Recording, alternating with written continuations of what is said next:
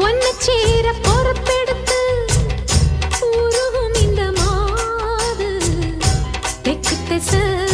தென்றலிடம் தினமும் விடும் தூது அம்மன் கோயில் செல எழுது அசஞ்சி வரும்போது உள் மனசு தத்தடிக்கும் உறக்கம் என்பது